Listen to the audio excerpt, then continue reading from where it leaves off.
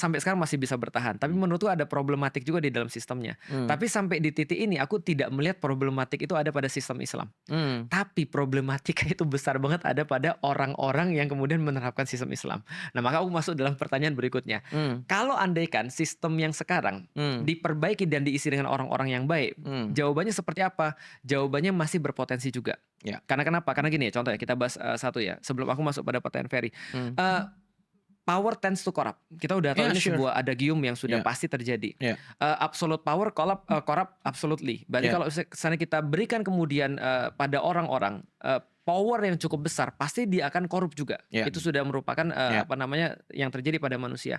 Nah, sekarang bukankah seperti itu yang terjadi kan gitu kan ya. Contoh misalnya kayak ketika siapa Rousseau dan Montesquieu membagi 3 kekuasaan misalnya, eksekutif, yudikatif dan legislatif. Sekarang kan disatuin lagi.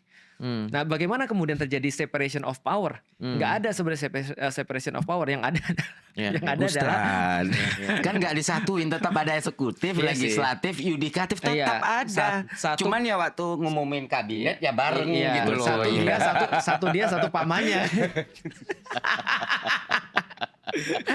Artinya gini, yang lucunya adalah kita bisa lihat setiap kali pemilu ketika ditanya koalisinya koalisi mana, mereka jawab apa? Kita tunggu pemilu legislatif.